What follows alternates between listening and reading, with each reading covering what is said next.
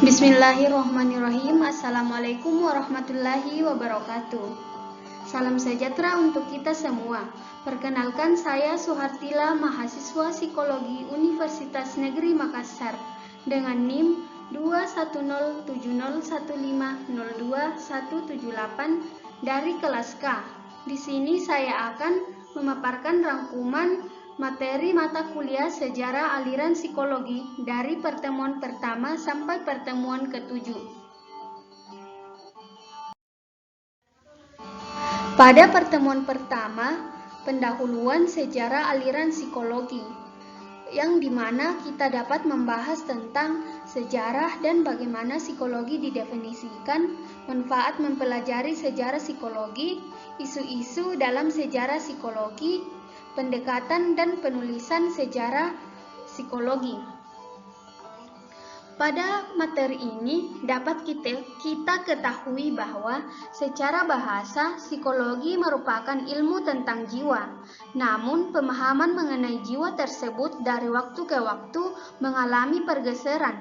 Jiwa yang dulunya dimaknai dalam pengertian luas dewasa ini, psikologi modern hanya membatasi pada perilaku dan proses mental saja. Pendefinisian tersebut bisa dipahami keinginan untuk menjadikan psikologi sebagai ilmu yang ilmiah yang bersifat rasional dan empiris, kemudian memaksa pakar psikologi untuk mengeluarkan aspek-aspek yang dianggap tidak rasional dan tidak empiris dari ruang lingkup bahasan psikologi. Diakui banyak kalangan bahwa psikologi modern mulai muncul pada tahun 1879 dan Wilhelm Wundt dianggap sebagai pencetusnya.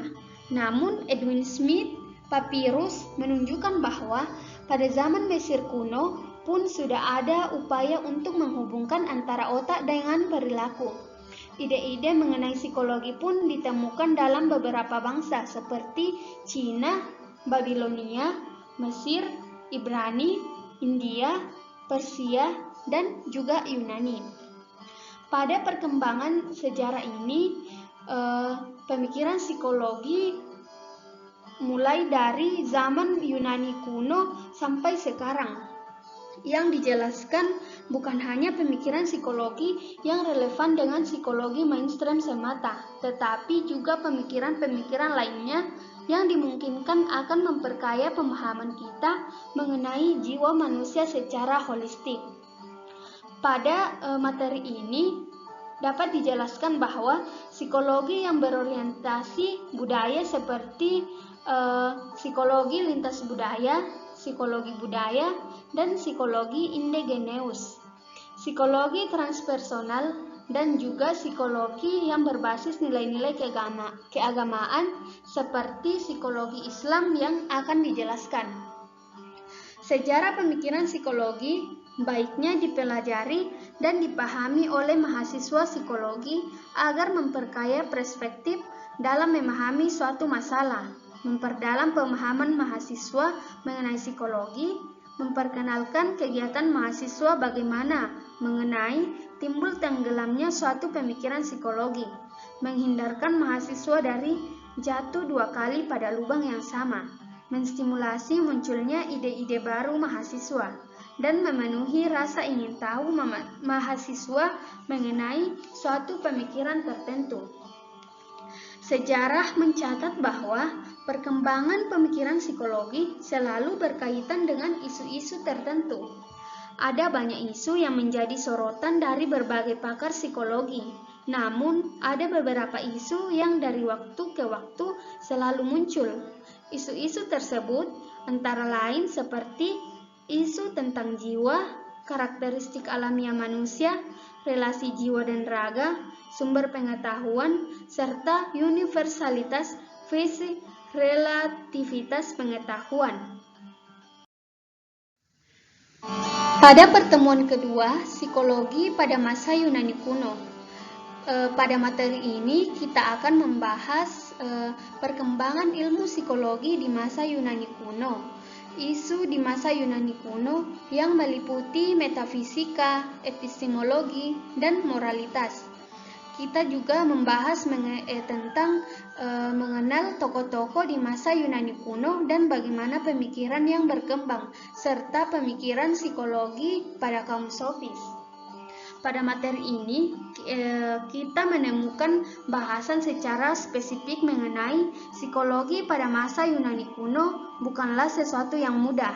Namun, terdapat beberapa filsuf yang pemikirannya langsung dan tidak langsung mempunyai kaitan dengan perkembangan psikologi sebagai ilmu pengetahuan.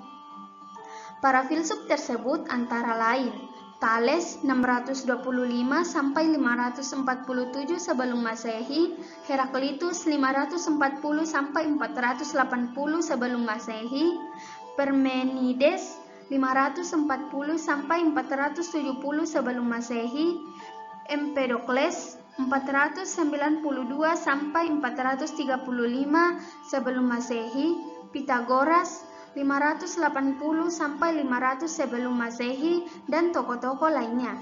Pemikiran mereka memang tidak secara spesifik berbicara tentang topik-topik yang selama ini dibahas dalam psikologi. Mereka lebih banyak bicara tentang filsafat alam, prinsip dasar dari segala sesuatu, dan bagaimana manusia sampai pada pengetahuan yang meyakinkan epistemologi. Penjelasan ilmiah mengenai gejala alam pertama kali disampaikan oleh Thales. Thales ini menemukan pentingnya penjelasan alamiah dan meminimalisir penjelasan supernatural. Thales ini berusaha mencari elemen dasar yang mengendalikan segala sesuatu yang ada di alam semesta dan menyimpulkan bahwa elemen dasar tersebut adalah air. Setelah Thales, kemudian ada juga para filsuf yang berspekulasi tentang elemen dasar tersebut, seperti Heraklitus, Empedokles, ataupun Pitagoras.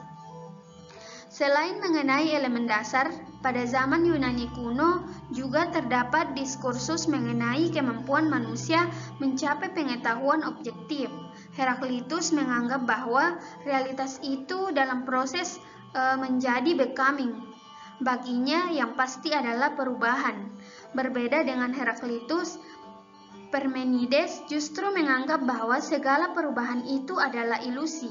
Jika Heraklitus meyakini informasi indrawi dapat mengantarkan pada kebenaran, Parmenides meyakini bahwa rasiola yang dapat menyampaikan pada kebenaran. Diskursus ini terus berlanjut sampai dengan era Socrates, Plato, ataupun Aristoteles. Pitagoras sudah mulai memberikan penjelasan mengenai realitas abstrak dan konkret. Baginya, manusia terdiri realitas abstrak yaitu jiwa dan realitas konkret yaitu tubuh. Pandangan ini kemudian dinamai dengan dualisme, lawan kata dari monisme, yang berpandangan bahwa manusia terdiri dari satu substansi. Jiwa dianggapnya tidak akan pernah mati dan bisa berpindah-pindah atau metamorfosis.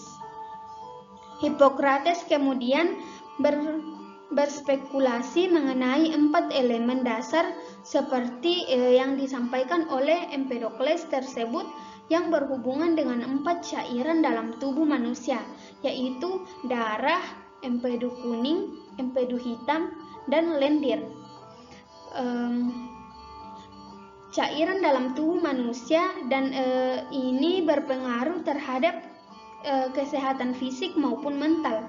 Keseimbangan akan menimbulkan kesehatan dan ketidakseimbangan akan menimbulkan penyakit.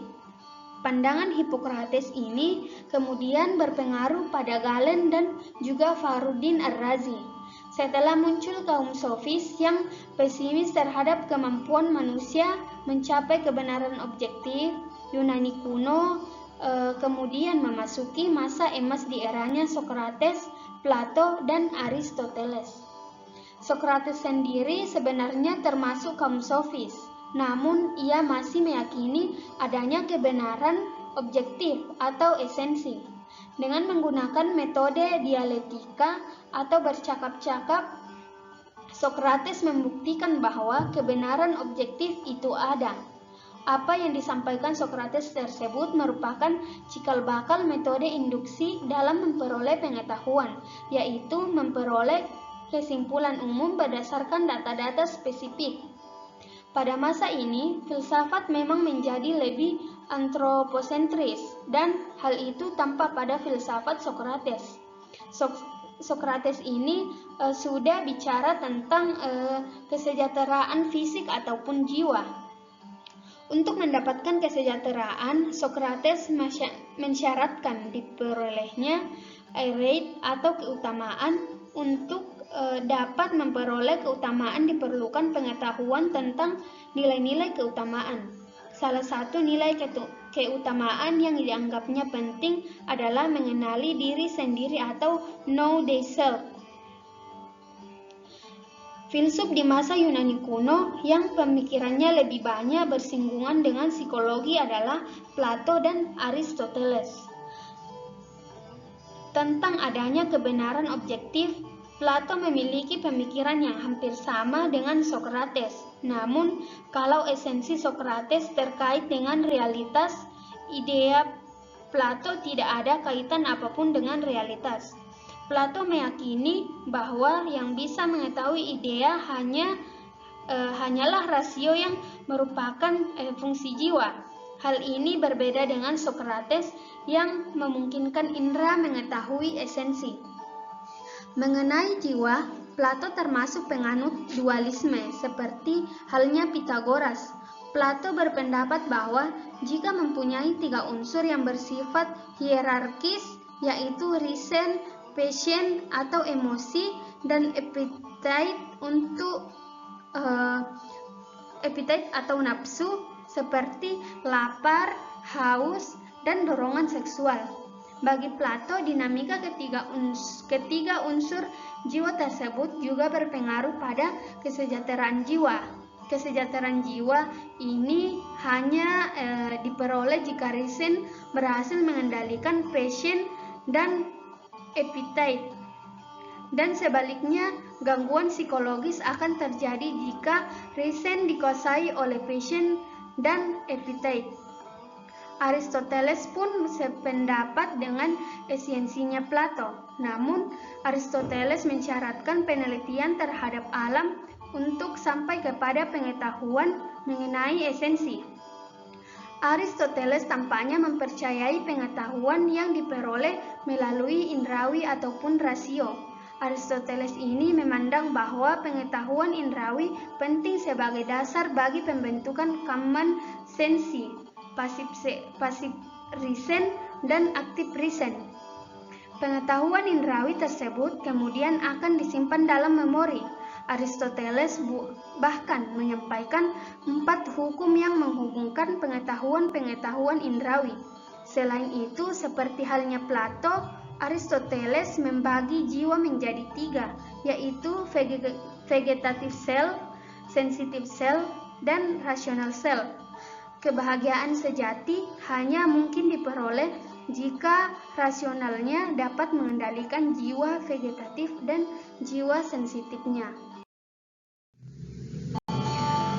Pada pertemuan ketiga, psikologi pada masa Helenistik sampai abad ke-8. Pada materi ini dapat kita ketahui bahwa di dunia barat, abad pertengahan dimulai pada tahun 476 Masehi dan berakhir pada tahun 1453 Masehi. Pada masa ini yang disebut dengan zaman kegelapan, perkembangan ilmu pengetahuan mengalami kemunduran dan rasionalitas tidak mendapatkan tempat untuk berkembang. Tidak banyak kontribusi signifikan terhadap pengetahuan yang muncul pada abad pertengahan ini. Sebelum memasuki abad pertengahan, terjadi peralihan kekuasaan dari kekuasaan Yunani ke Romawi pada tahun 322 sebelum Masehi.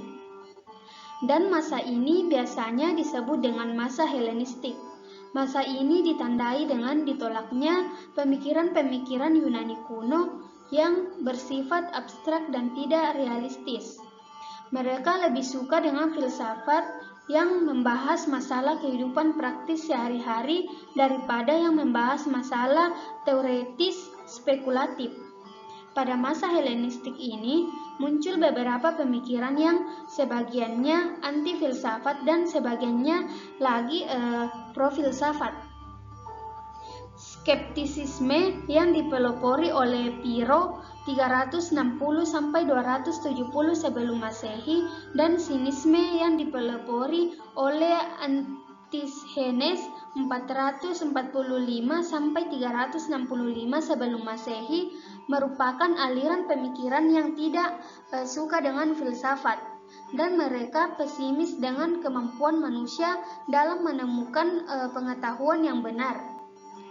Epikureanisme yang dipelopori oleh Epikurus 341-270 sebelum Masehi dan Stoicisme yang dipelopori oleh Zeno 335-263 sebelum Masehi muncul sebagai reaksi terhadap pandangan skeptisisme dan sinisme.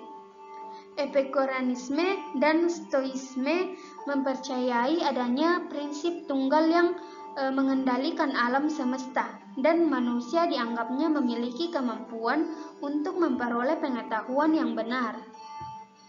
Selain itu, muncul juga aliran pemikiran Neoplatonisme, yaitu aliran yang membangkitkan pemikiran-pemikiran Plato, khususnya pikiran yang berhubungan dengan aspek mistik yang kemudian dipakai untuk menjustifikasi kebenaran agama. Umumnya, pikiran tokoh-tokoh Neoplatonisme dipengaruhi oleh pemikiran gereja.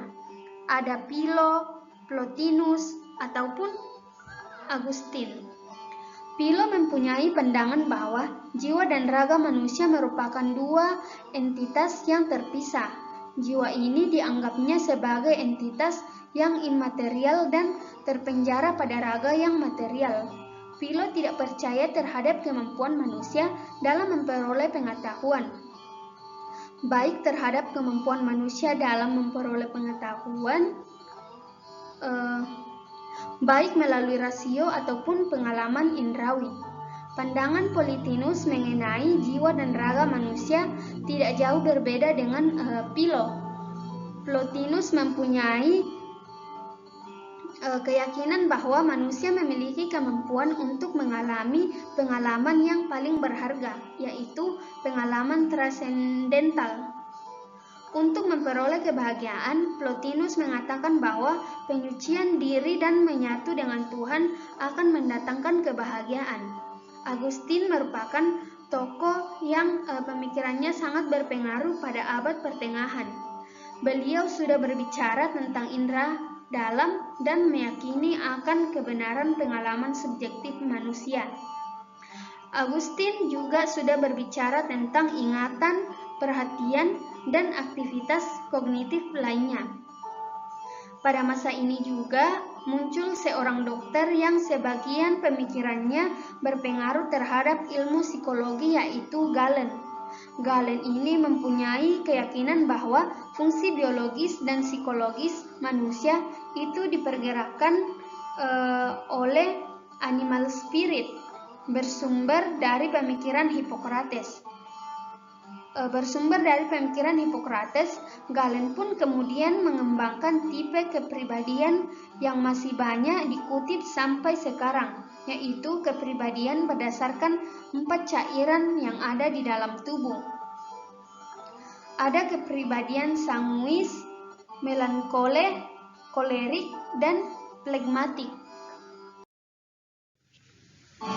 Pada pertemuan keempat, psikologi pada masa pertengahan di dunia Islam, di mana pada abad pertengahan ilmu pengetahuan sudah berkembang pesat di dunia Islam, termasuk ilmu psikologi. Pada saat itu, ilmu psikologi yang merupakan salah satu bahasan dari ilmu an-nafs yang juga membahas ilmu psikiatri dan neuroscience. Salah satu indikator kemajuan tersebut antara lain sudah berdirinya beberapa rumah sakit jiwa disertai pengetahuan mengenai jenis-jenis penyakit jiwa lengkap dengan terapi untuk menguasainya. Pada abad ke-8 sudah berdiri beberapa rumah sakit jiwa di Fez, Maroko, di Kairo, dan di Damaskus dan Aleppo. Identifikasi beberapa penyakit jiwa dan terapi untuk mengatasinya sudah banyak dikembangkan. Terapi yang umumnya dipakai antara lain terapi okupasi dan terapi musik. Beberapa tokoh yang pemikirannya mempunyai keterkaitan dengan perkembangan ilmu psikologi antara lain Al-Kindi, Ar-Razi, Al-Farabi, Al-Balkhi, Ibnu Sina, Fakhruddin Ar-Razi, Ibnu Miskawai, Ibnu Rushd, dan tokoh-tokoh lainnya. Al-Kindi ini merupakan filsuf pertama di dunia Islam. Ia berpandangan bahwa kebahagiaan seseorang dapat dicapai dengan menginternalisasikan nilai-nilai keutamaan. Ia pun sudah menggunakan terapi kognitif untuk mengatasi depresi. Ar-Razi ini dikenal sebagai The Arabic Galen. Ia menulis buku tentang kesehatan jiwa, At-Tib Ar-Ruhani. Ia pernah diangkat sebagai dokter di rumah sakit Baghdad dan menjadikan rumah sakit tersebut sebagai rumah sakit yang pertama menangani pasien dengan penyakit mental. Ar-Razi berkeyakinan bahwa pengetahuan indrawi berpengaruh terhadap proses mental dan gejolak emosi yang berlebihan dapat memengaruhi aspek fisik. Dalam suatu kisah disebutkan bahwa Ar-Razi berhasil menyembuhkan masalah psikomatis yang dialami oleh Sultan Mansur dan seorang perempuan yang tidak bisa jalan dengan mengelola emosi mereka.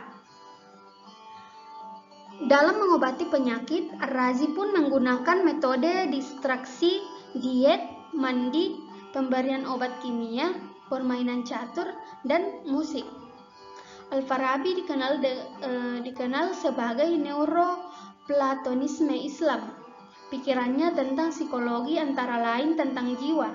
Al-Farabi menyebutkan 5 fakultas jiwa, yaitu nutritif, sensitif, afektif, imaginatif, dan rasional.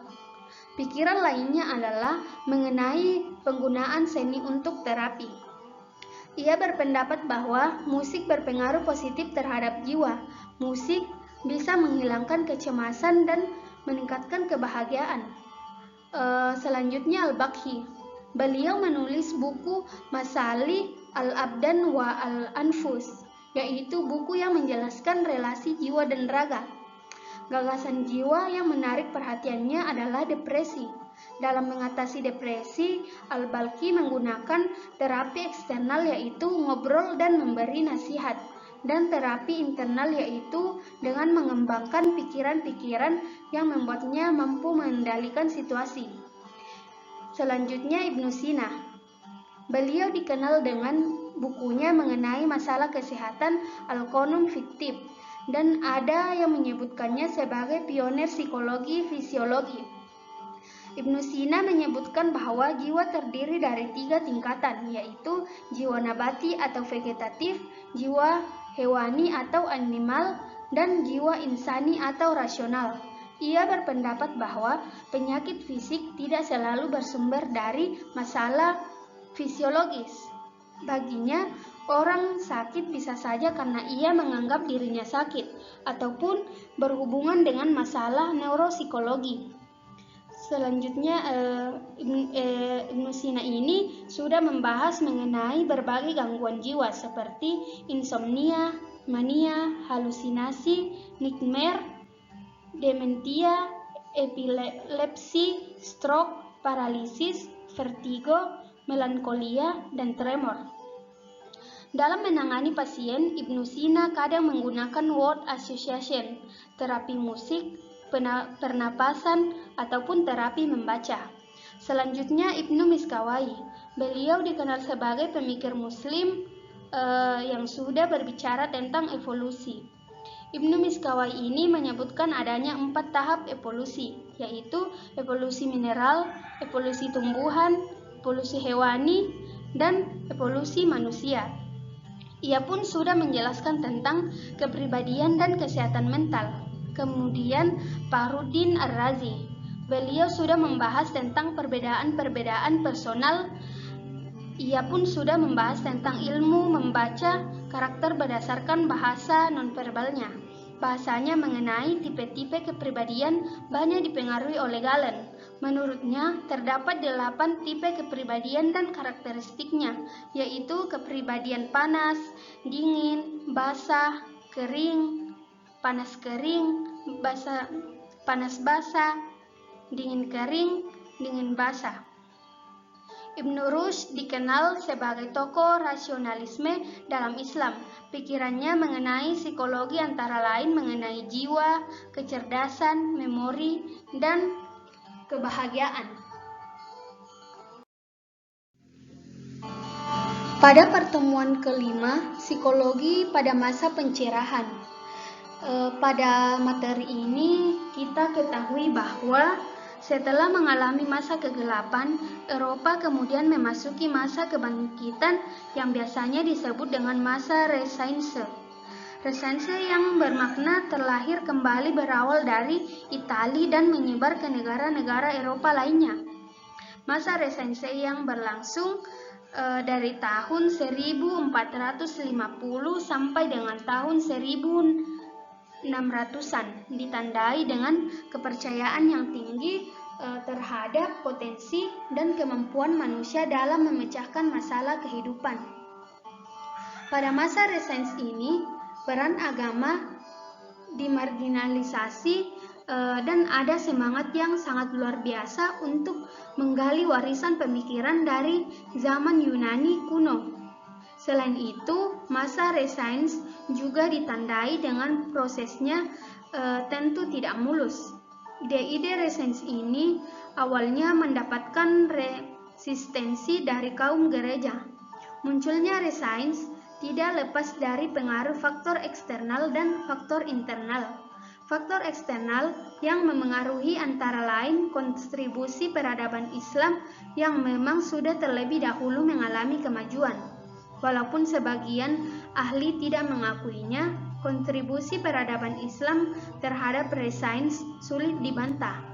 Faktor internal yang berpengaruh terhadap Renaissance antara lain adanya kritik terhadap hegemoni gereja, krisis ekonomi akibat peperangan, penjelajahan Marco Polo dan Columbus, serta penemuan mesin cetak.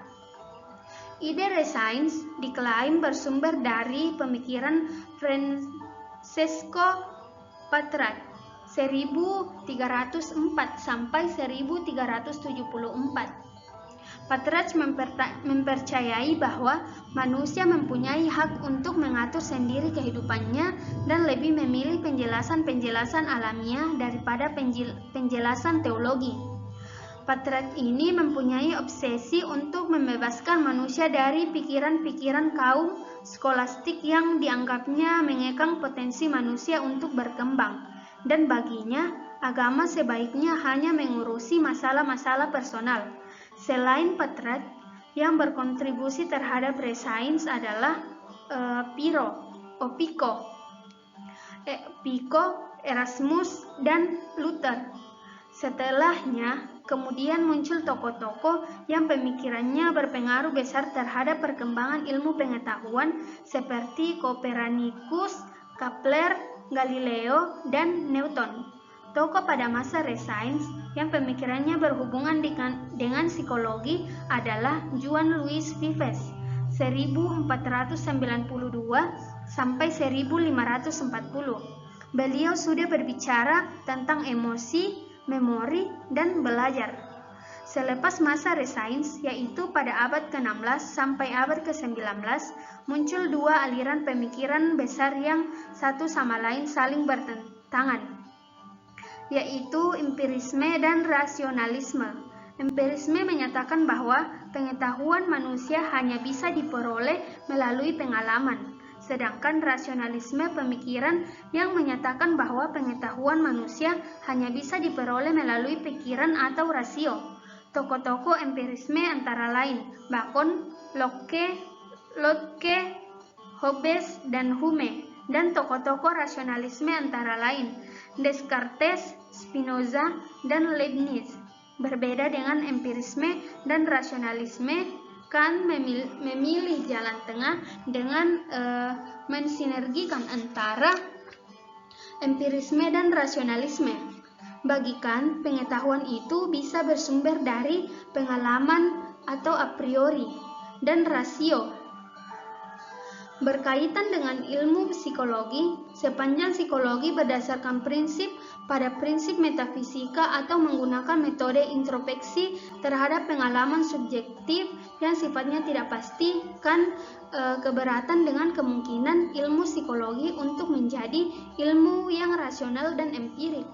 Gagasan Kant mengenai sinergi antara empirisme dan rasionalisme sejalan dengan logikal positivisme pada tahun 1920-an yang merupakan perkembangan dari positivisme Auguste Comte.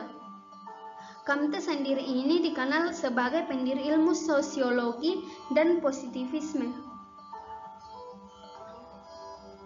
Comte ini berkeyakinan bahwa satu-satunya pengetahuan yang dapat dipercaya adalah pengetahuan ilmu yang diperoleh melalui pengamatan objektif. Comte ini menolak psikologi menjadi satu ilmu mandirinya. Baginya, ilmu psikologi dan biologi dapat melingkupi apa-apa menjadi bahasa psikologi, baik berlaku pada konteks sosial maupun frenologi atau proses mental yang dipengaruhi oleh otak. Pada materi ke-6, awal terbentuknya psikologi sebagai sains modern. Pada materi ini, kita ketahui bahwa jika Comte menarik keberatan dengan kemungkinan psikologi menjadi ilmu tiga biologis berbangsa Jerman, Hermann von Helmholtz, Gustav Leon Wigner, dan Wilhelm Wundt, justru menunjukkan bukti empiris bahwa pandangan tersebut keliru. Hal itu didorong oleh